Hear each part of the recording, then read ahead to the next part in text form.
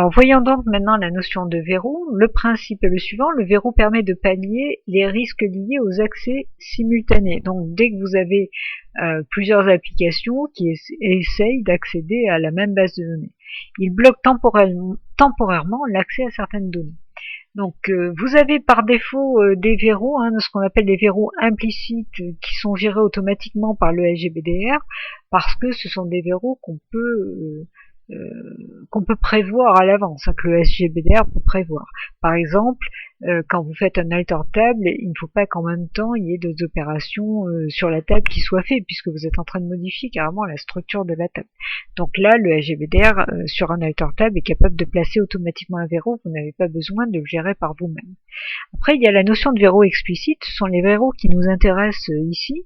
Les verrous implicites ne suffisent parfois pas dans les cas de certains accès concurrents, quand vous avez plusieurs applications, donc il faut alors les placer vous-même. En tant que programmeur, vous allez poser des verrous à des moments précis de votre application, et en particulier, donc quand vous gérez une transaction, vous précisez le niveau de protection de votre transaction.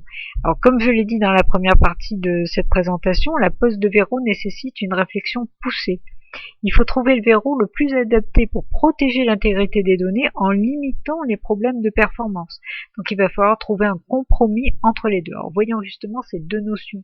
Donc les verrous explicites, dans quel cas, donc quand plusieurs accès simultanés sont susceptibles de se faire, il faut faire des choix stratégiques en respectant deux aspects fondamentaux qui malheureusement se contredisent.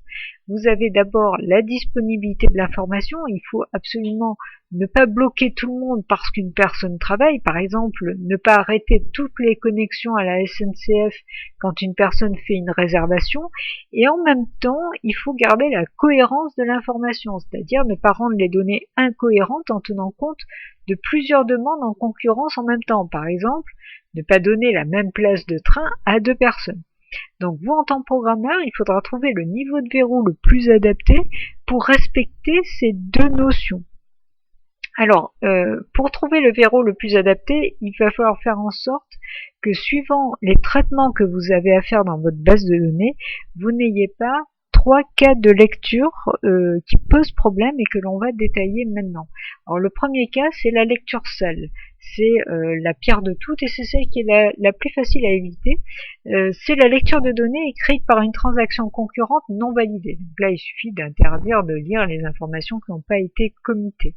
Alors exemple, on a deux transactions, grand T1, grand T2, qui modifient simultanément la quantité, mais T1 est annulé. Alors, qu'est-ce qui se passe? Vous voyez là la ligne de temps, puisque les exemples suivants vont fonctionner à peu près pareil.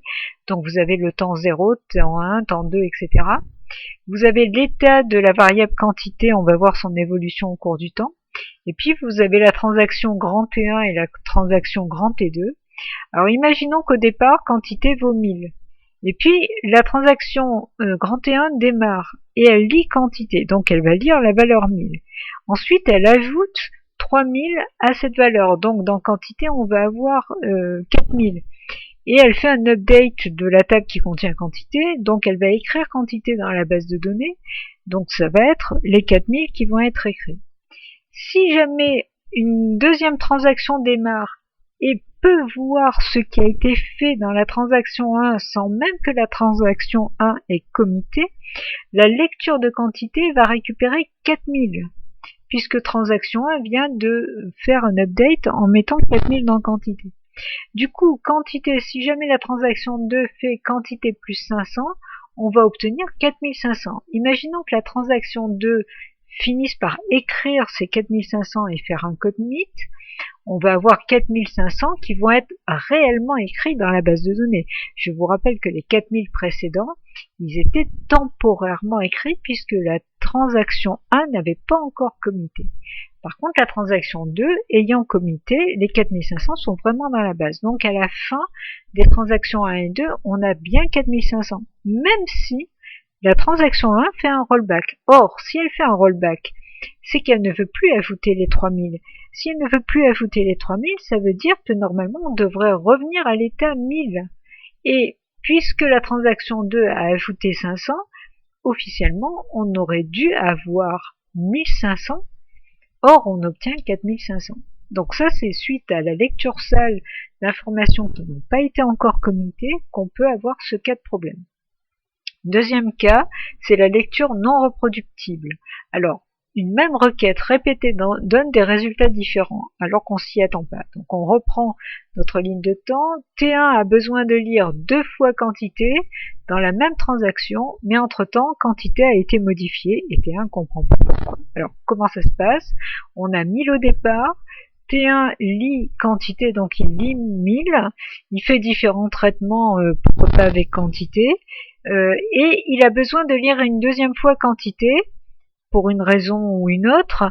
Le problème, c'est que entre-temps, T2 a démarré et a bloqué, a fait un verrou exclusif sur la table qui contient quantité. Donc le lire quantité de T1 est en attente. Il attend que le verrou soit levé. Et là, T2 lit quantité, il ajoute 1000 à quantité, donc quantité passe à 2000, et il écrit quantité dans la base de données. Du coup, 2000 vont être écrits réellement puisque la transaction 2 commit. Donc la deuxième lecture de T1, la deuxième lecture de quantité dans la transaction T1 va donner 2000, alors que normalement on devrait avoir, enfin il s'attendait à avoir à nouveau 1000, et là il se retrouve avec 2000. Donc on se retrouve avec une lecture non reproductive, c'est-à-dire deux lectures identiques, on s'attend normalement à avoir la même information et on a des informations différentes. Troisième cas de lecture qui pose problème, c'est la lecture fantôme. Changement de valeur aboutissant à une perte de mise à jour.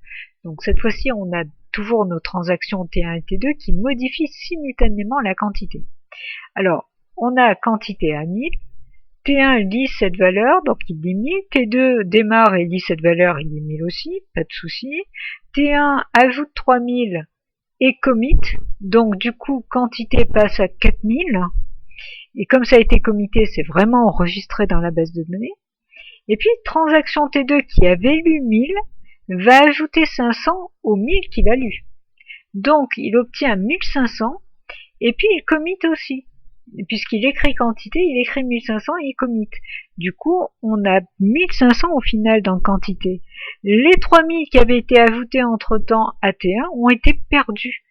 On devrait avoir 4500 au final et on n'a que 1500 parce que ça a été écrasé par une mauvaise lecture de T2 qui a lu une information et qui l'a modifiée alors qu'entre-temps l'information avait été modifiée par T1. Donc on a ces trois cas de lecture, lecture sale, lecture non reproductible et lecture fantôme, qui peuvent arriver dans certains cas. Donc c'est au programmeur de vérifier si dans sa transaction il peut se retrouver avec un, deux ou trois de ces cas, ou aucun, et suivant les cas qu'il risque de rencontrer, à lui de placer les verrous pour éviter ces cas. Quoi qu'il arrive, il faut éviter ces cas. Mais suivant les transactions, vous n'avez pas forcément un de ces cas ou deux ou trois de ces cas qui sont rencontrés. Donc le but, c'est évidemment de minimiser la force du verrou, mais d'éviter quand même ces problèmes de lecture. Alors pour cela, on place un niveau d'isolation sur la transaction en écrivant un SQL start transaction isolation level, et là vous précisez le niveau d'isolation qu'on va détailler juste après, sachant que le read committed est le niveau d'isolation normalement par défaut. Donc on choisit un de ces 4 niveaux, et après on précise aussi si c'est une transaction en read-write, donc lecture-écriture, ou bien en lecture seule. Alors justement, les 4 niveaux d'isolation, voyons un petit peu à quoi ça correspond. Si vous faisiez le read uncommitted, c'est la lecture de données non validées, la transaction est sans verrou. Donc ça veut dire que quoi que vous fassiez, il n'y a pas de verrou placé, donc vous voyez absolument tout. Donc évidemment, ce type de transaction, de niveau d'isolation, est à choisir que si vous êtes sûr de tomber sur aucun des 3 cas de lecture qu'on vient de voir, de problème de lecture qu'on vient de voir. Ensuite, vous avez le read committed qui est celui par défaut, la lecture de données validées. Ça permet juste d'éviter la lecture sale.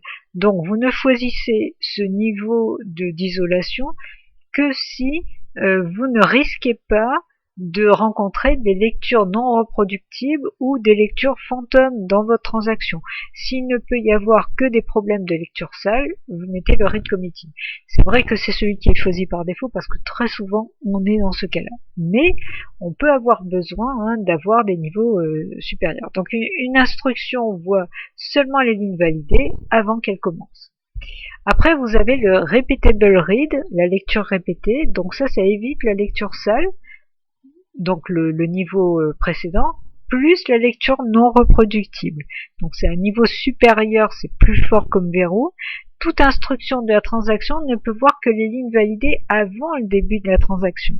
Donc tout ce qui a été validé avant le début de la transaction, on le voit. Dès que la transaction démarre, même s'il y a eu des commits entre-temps par d'autres transactions, on ne le voit pas. Donc ça évite la lecture non reproductible.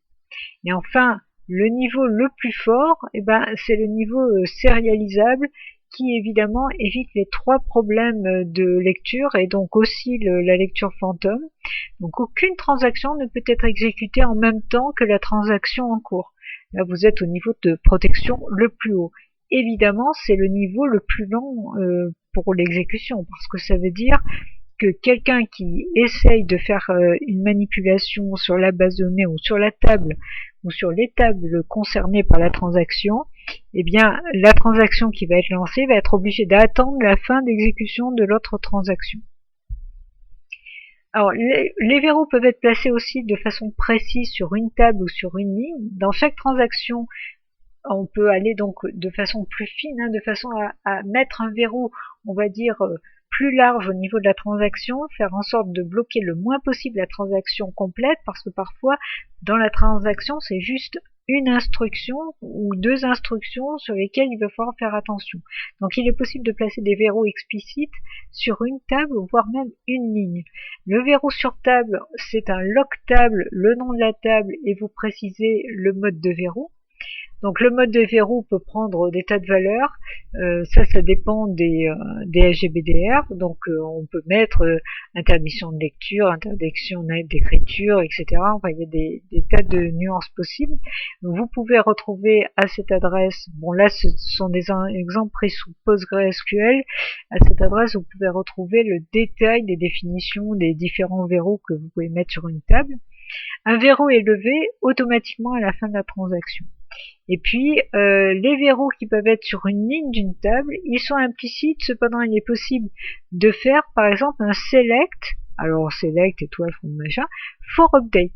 Et dans ce cas-là, ça place un verrou sur les lignes concernées, de façon à ce que derrière, parce que ça suppose que derrière vous faites un update, derrière il n'y a aucune modification qui ont pu être faites par d'autres transactions, donc vous pouvez faire un update tranquillement en sachant que vos valeurs n'ont pas été modifiées entre temps.